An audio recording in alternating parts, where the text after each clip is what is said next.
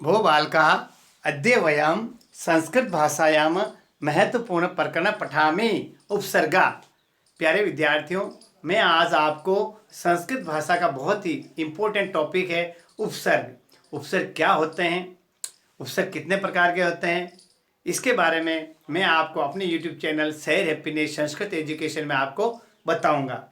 एक महत्वपूर्ण बात बताना चाहता हूं कि हमारे अपने YouTube चैनल शहर हैप्पीनेस संस्कृत एजुकेशन पर हिंदी भाषा के उपसर्ग और अंग्रेजी में प्रीफिक्स और सफिक्स किस प्रकार बनाते हैं, उपसर्ग कैसे पहचाने जाते हैं, इनसे रिलेटेड बहुत सारे वीडियो हमने अपलोड किए हैं। आप विजिट कीजिए शहर हैप्पीनेस संस्कृत एजुकेशन पर और देखिए अपने वीडियोस उपसर्ग, प्रीफिक्स और सफिक्स में। आज मैं आपको बताना चाहता हूँ संस्कृत भाषा में उपसर्ग क्या होते हैं। अभी एक महत्वपूर्ण प्रश्न बताना चाहता हूँ। एक आया था लास्ट ईयर रिट में फर्स्ट लेवल में, उपसर्गा कति संति, उपसर्ग कितने होते हैं? तो 2 यानी 22। ये आप याद कर लो, संस्कृत में 22 उपसर्ग होते हैं। तो अब मैं आपको समझाना चाहता हूँ। देखो, उपसर्ग इति पदम उप सृज्य गण सु, ये जो उप है सबसे पहले उपसर्ग आएगा, ध्यान रखना। फिर बाद में धातु रूप आएगा, फिर उसके बाद बचाव रूप आएगा, सु एवं निर्मीयते। इस प्रकार उपसर्ग की रचना होती है। उपसर्ग क्या होता है? उस धातु भी है पूर्व प्रयोजित माना प्रआदय उपसर्ग संज्ञा का भवंती। जिससे मैं आपको एक मूल धातु बता रहा हूं, हार। हार एक धातु है, उसमें हमने प्र उपसर्ग लगा दिया। क्या लगा दिया? ये उपसर्ग। अब इसमें पहचान कैसे होगी? हार के लिए हम इसको विसर्ग करेंगे, मतलब इसको हम विच्छेदित रूप में करेंगे। प्र है गण सु, प्रहार का मतलब होता है चोट करना। तो इसमें जो प्र आया है ये उपसर्ग का कार्य करता है। आप अपनी कॉपी में ये लिख लीजिए ताकि आप जब भी पढ़ें कि उपसर्ग क्या होता है। वे शब्दांश जो किसी संज्ञा शब्द, क्रिया शब्द और विशेषण के पहले लग के पूर्व, गायन में क्या बताइए, पूर्व यानी किसी भी शब्द के पहले लग करके उस मूल शब्द के अर्थ में भिन्नता प्रकट कर देते हैं, उन्हें हम क्या कहते हैं? उपसर्ग कहते हैं। अब मैं महत्वपूर्ण बात ये बताना चाहता हूं, उपसर्ग के क्या नियम है, सुन लो आप। उपसर्ग के नियम है कि उपसर्ग धातु पूर्व परिचयते, हमेशा उपसर्ग का प्रयोग धातु के पूर्व किया जाता है। जैसे देखो, गच्छ, घम मूल धातु है, घम का लिए गच्छ धातु बनती है घम से। तो घम के पहले, गच्छ के पहले जैसे हम कर आ, तो क्या हो गया? आगच्छ। क्या बन गया? आगच्छ। तो गच्छ धातु है, गम धातु में गच्छ के पहले आ लग गया, ये आ क्या कहलाता है? उपसर्ग कहलाता है। अच्छे से समझ आ गया? अब मैं बताना चाहता हूं, समझो आप। गच्छ यानी जाना, गच्छ यानी क्या होता है? जाना। उसके पहले हमने आ उपसर्ग लगाया था, आगच्छ, तो इसका क्या हो गया?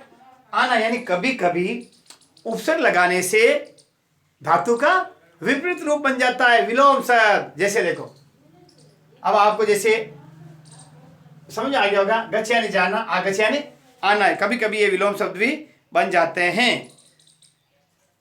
अब देखो, कदाचित उपसर्गा धातु अर्थम पोषयति केवलम, कभी कभी धातु के रूप में विशेषता प्रकट। जैसे देखो, शोभन, शोभते यानी शोभते यानी सुंदर लगना, शोभते। अब देखो, शोभते के पहले सुशोभते, तो सु क्या आ गया? उपसर्ग आ गया। तो सुशोभते यानी अति सुंदर, यानी अर्थ में परिवर्तन नहीं होता है। ऐसा समझे? अब आपको बताना चाहता हूं, बहुत महत्वपूर्ण, कभी कभी उपसर्ग लगाने से आत्मनेपदी धातु परस्मैपदी धातु में परिवर्तित हो जाती है। ये ध्यान रखना। यानी परस्मैपदी धातु होती है वो आत्मनेपदी में बदल जाती है। जैसे देखो, जयति, देखिए आप लिखिए, जयति कैसी धातु है? परस्मैपदी। कैसी है? ध्यान रखो, परस्मैपदी धातु कैसी है? जयति। अब इसके पहले हम क्या लगाए हैं? वी उपसर्ग लगा दो, तो क्या हो गया? विजयते। कैसी धातु बन गई? आत्मनेपदी। कैसी बन गई? ये आ गया समझ में आपके कि जयति जो परस्मैपदी धातु है उसके पहले उपसर्ग वी लगा दिया। तो कभी कभी, ये हमेशा नहीं होता है, ये कभी कभी होता है, वो क्या हो जाती है? उसमें आत्मनेपदी धातु बन जाती है। ठीक है, तो आप ये नोट कर लीजिए। मैं आपको बताना चाहता हूं, एक महत्वपूर्ण बात और आपको बताना चाहता हूं कि उपसर्ग को अव्यय भी कहा जाता है। अव्यय क्या है?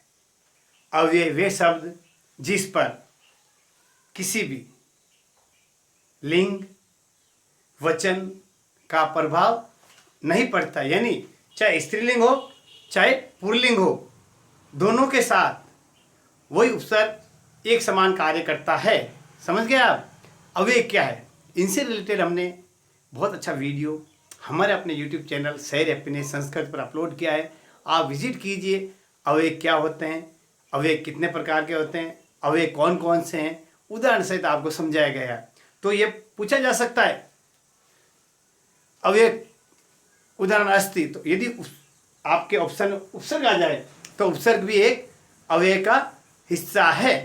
अब आपको आगे बताना चाहता हूं, आपके लिए महत्वपूर्ण बात यह है कि उपसर्ग किसे कहा जाता है?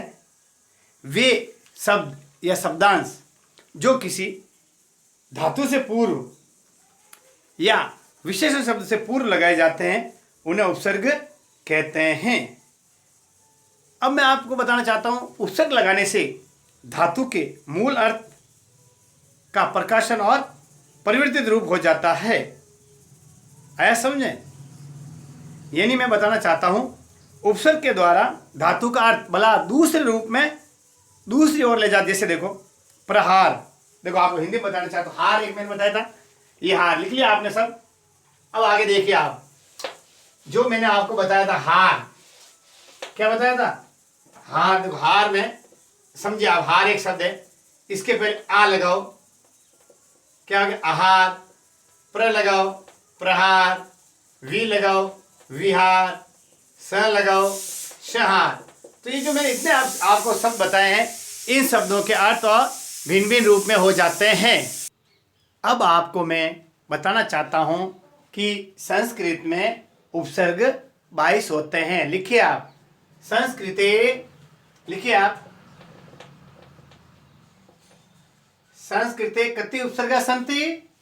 संस्कृते उपसर्गा द्वाविंशति। तो देखो उपसर्गा लिखिए आप भी ऐसे, द्वाविंशति यानी 22, 22 आया, समझे? संते।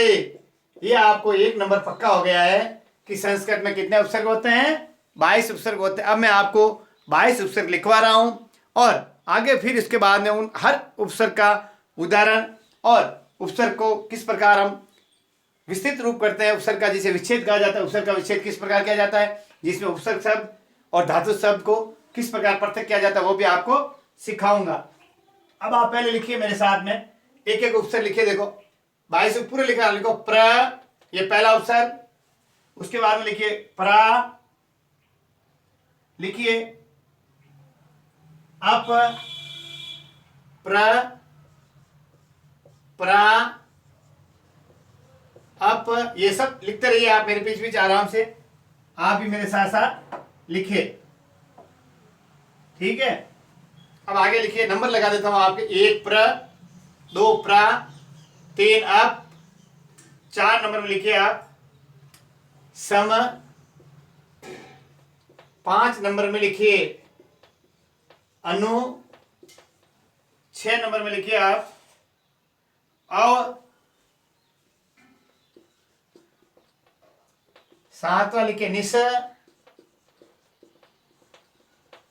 और 8वां लिखिए दुस।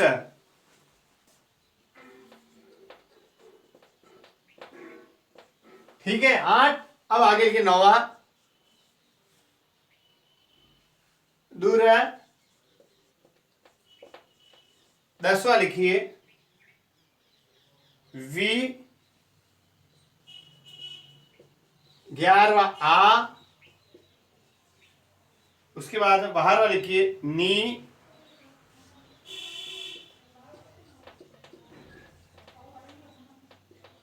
13वां लिखिए अधि, लिखते रहिए आप,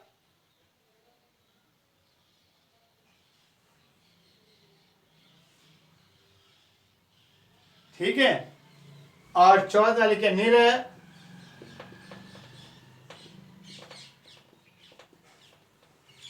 उसके बाद में 15वां लिखिए अपी,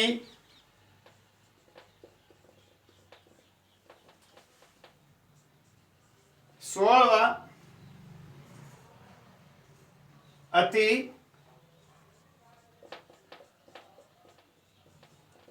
17वां सु, 18 उद,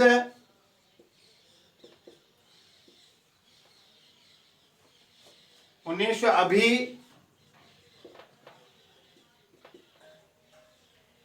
लिखिए 20वां प्रति,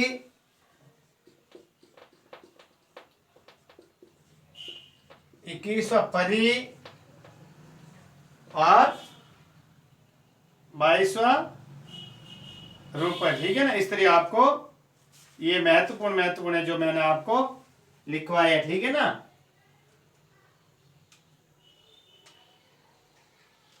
ये आप सब आराम से लिखिए।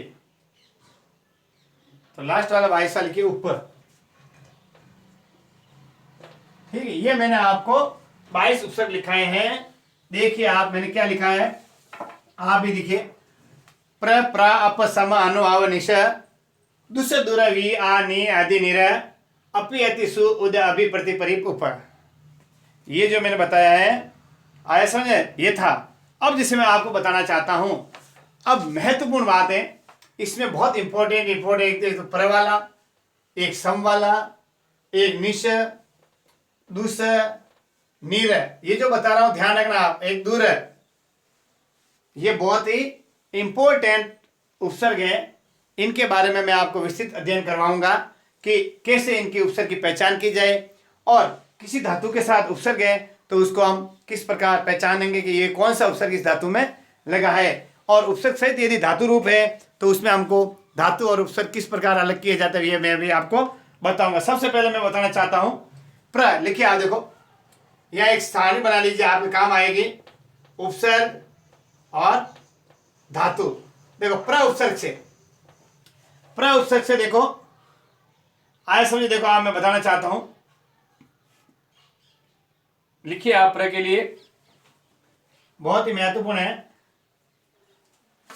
प्र लिख दिया मैंने, लिखिए आप भी लिख लीजिए जैसे।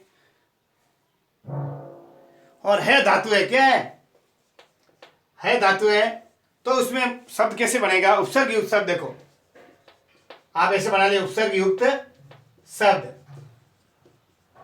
तो क्या हो जाएगा, प्रहर्ति। क्या हो गया, है धातु है, इसमें हो गया प्रहर्ति। प्रहर्ति यानी प्रहार करना, प्रहर्ति यानी प्रहार करना, प्रहार करना। हिंदी में भी आपको समझ आएगा प्रहर्ति। तो प्रश्न ऐसे बन सकता है, प्रहर्ति शब्द में मूल धातु कौन सी है धातु। प्रश्न ऐसे भी बन सकता है धातु के साथ प्र उपसर्ग लगाने से कौन सा शब्द बनता है, प्रहर्ति। प्रश्न ऐसे भी बन सकता है, प्रहर्ति धातु में कौन सा उपसर्ग है, प्र। मैंने आपको तीनों तरीके से, और प्रहर्ति शब्द का क्या अर्थ है, प्रहार करना। प्रहार करना का संस्कृत में क्या शब्द बनेगा, प्रहर्ति। इस प्रकार मैंने आपको हर तरीके से ये समझाया कि किस प्रकार हम उपसर्ग के साथ में धातु को जोड़ के उपसर्ग युक्त बनाते हैं। अब देखो प्रनम, प्र और नम, बहुत बढ़िया। देखो प्र उपसर्ग का बता रहा हूं, प्र और नम, तो क्या हो गया, प्रणमति। प्रणमति यानी नमन करना या प्रणाम करना, ऐसा जो प्रणाम करता है। प्रभु, बहुत बढ़िया। देखो प्र है उपसर्ग, भू धातु है, तो क्या हो जाएगा, प्रभवती। बहुत इंपॉर्टेंट है। प्रभवती शब्द में कौन सा उपसर्ग है, प्र। प्रभवती शब्द में मूल धातु कौन सी है, भू, यानी प्रभवती यानी उत्पन्न होता है। अब आगे लिखे देखो, प्रचल। प्र और चल, प्र के साथ में चल धातु लगा ली तो क्या हो गया, प्रचलती। लिख लीजिए आप भी, प्रचलती मतलब क्या होता है, चलता है। इस प्रकार मैंने आपको ये बहुत ही महत्वपूर्ण बात आपको मैंने उपसर्ग में सबसे पहला उपसर्ग वापिस विस्तृत बताया है, प्र उपसर्ग का। अब प्र के साथ में देखो कृ धातु। अब आप एक ऐसे प्रश्न बन सकता है, प्र उपसर्ग और कृ धातु लगा के शब्द बनाइए तो प्रकृति। क्या बनेगा, प्रकृति यानी फैलाता है। प्र के साथ में विष धातु लगा के प्रविशति यानी प्रवेश करता है। प्र के साथ में काश लगा के प्रकाशपति यानी प्रकाशित करता है। प्र के साथ में क्षाल लगा के प्रक्षालति यानी धोता है। आया समझ में? ये मैंने आपको प्र धातु से संबंधित जो किसी भी धातु के साथ प्र उपसर्ग लगता है किस प्रकार प्र होता है, धातु के साथ किस प्रकार बनके क्या अर्थ होता है, ये मैंने आपको आज समझाया है। पहला उपसर्ग लिया हमने प्र। आया समझे? अब उसके बाद दूसरा ले रहे हैं। देखो प्र का आपको समझ आ गया? आया नहीं आया समझे? ये मैंने आपको जो बताया था महत्वपूर्ण में हम आपके लिए ले रहे हैं। आ रहा है समझ में? पूरे 22 है, उसमें जो महत्वपूर्ण आपके हैं उनका मैं आपको एग्जाम्पल सहित बता रहा हूं। इस प्रकार आपके प्रश्न बन सकते हैं। अगला लीजिए आप मेरे पीछे पीछे। मैंने आपको समझाया था कौन सा उप, लिखिए आप, ये लिख लिया आप सबने। अब चलो आपके बाद में आपके दूसरा उपसर्ग लेते हैं उप। ये मिटा रहा हूं मैं, तो वापिस रिवाइज कर लेते हैं। संस्कृत में 22 उपसर्ग होते हैं। प्र, दूसरा ले उप, सेकंड उपसर्ग ले रहे उप। वही क्या लिखेंगे? उपसर्ग, धातु, उपसर्ग युक्त शब्द और अर्थ। एक प्रश्न आपके 5 तरीके से बन सकता है, ठीक है ना? अब उसको मैंने समझाया आपको किस प्रकार बनता है ये, यानी कि शब्द में धातु कौन सी है, वो शब्द दूसरी कौन सा उपसर्ग है, इसका क्या अर्थ होता है, उपसर्ग और धातु को मिला के कौन सा शब्द बनता है। इस प्रकार जैसे देखो, जैसे विष धातु है उप, तो क्या हो गया? उपविशति। क्या बना लिया हमने? उपविशति यानी बैठता है। उप के साथ में नए नए धातु नयत, उपनयति, कार धातु लगाई। देखो उप के साथ में क्या बन गया? उपकार। क्या बन गया? उपकार। अब बने जैसे मार्ग लगा के उपमा, उप के साथ में योग धातु है, योग, तो क्या करेंगे? उप के साथ में उपयोग, या उपयोग शब्द में मूल शब्द कौन सा है? योग, और उपसर्ग कौन सा? उप। अब हार, उपहार, हरि धातु से हार शब्द बना है, तो उप से मिला के उपहार। क्या बन गया ये? उपहार। इस प्रकार जो मैंने आपको बताया है, उप यानी समीप, निकट से संबंधित होता है। किस प्रकार हम इसको बनाते हैं ये मैंने आपको समझाया है, ठीक है? अब आपके लिए बहुत ही महत्वपूर्ण बता रहा हूं। जैसे देखो हरि धातु, ये तो मैंने शब्दों के साथ बताया है। जैसे ये शब्द भी है, धातु या शब्द है। अब महत्वपूर्ण मैं ले रहा हूं केवल धातु है। देखो धातु में देखो आप बहुत महत्वपूर्ण धातु ले रहे हैं हम। पहले गम धातु देखो, एक शब्द बता, जैसे देखो उप गच्छति, ये शब्द आ गया। उपगच्छति शब्द आया। क्या आया? यानी पास जाता है, पास में जाता, किसी के समीप जाता है, समीप या पास जाता है। देखो अब आप प्रश्न कैसे बनता है? समीप या पास जाना संस्कृत में क्या कहलाता है? उपगच्छति। उपगच्छति का हिंदी अर्थ क्या है? समीप या पास में जाना। 2 सवाल बन गए। उपगच्छति उपसर्ग युक्त शब्द में कौन सा उपसर्ग है? उप। तीसरा प्रश्न बन गया। उपगच्छति शब्द में मूल धातु कौन सी है? गम। चौथा सवाल बन गया। उप और गम, उप उपसर्ग और गम धातु से एक उपसर्ग युक्त शब्द बनाइए, उपगच्छति। इस प्रकार आपको मैंने 5 तरीके से एक उपसर्ग से किस प्रकार प्रश्न बनते हैं वो मैंने आपको समझाया है। क्रि धातु से उप और क्रि, उपकरोति यानी उपकार करता है, उप और है, उपहरति यानी उपहार देता है। आया समझे? उपवसति, वस धातु है, उपवसति। देखो वस, वस धातु में उप उपसर्ग लगाया, उपवसति यानी निवास करता है। इस प्रकार आपको मैंने उप उपसर्ग से संबंधित बता रहा हूं। उपस्था, उपतिष्ठति, स्था धातु बहुत बढ़िया। ये देखो इंपॉर्टेंट है। उपतिष्ठति शब्द में उपसर्ग कौन सा है? उप। मूल धातु है स्था, जिससे तिष्ठ रूप चलते हैं। जैसे गम से गच बना तो स्था से तिष्ठ बनता है। आया समझो? तो तिष्ठ धातु है, स्था धातु है, तिष्ठति यानी पास में बैठता है। अब मैं आपको बताना चाहता हूं हस उपहस्ती यानी उपहास करता है। आया समझे? उपनयति देखो, नी या नय, नी या नय धातु है, उप और नय से शब्द बनाए उपनयति यानी ले जाना। आया समझ? उपनयति यानी क्या होता है? पास ले जाता है। उप का मतलब होता है समीप या पास में, ऐसे लिख लिया। उप का मतलब होता है समीप या निकट, किसी के पास में। ये इसका अर्थ होता है बात सरलार्थ। आके समझ अच्छी तरह आ गया होगा किस तरह मैंने आपको ये समझाया है। अर्ज उपार्जयति यानी धन कमाता है। आए समझ? इस प्रकार मैंने आपको आज प्र और दो उप दोनों महत्वपूर्ण उपसर्ग आपको समझाने की कोशिश की है। आप समझिए किस प्रकार हम इन उपसर्गों से युक्त शब्द बनाते हैं। सही है? लब्ध धातु से, लब्ध धातु से शब्द बनाइए उप लगा के, उपलब्धि। ठीक है ना? ऐसे आपको प्रश्न पूछे जा सकते हैं किस प्रकार कैसे बनते हैं। आया समझ? उपविष्ट यानी पास, इसे लिख सकते हो पास में बैठना। ये मैंने विष धातु से बनाया। उपकार यानी दूसरों का भला करना। उपयोग यानी काम में लेना। उपहार यानी भेंट, ऐसे आप लिख सकते हो इसका अर्थ भी।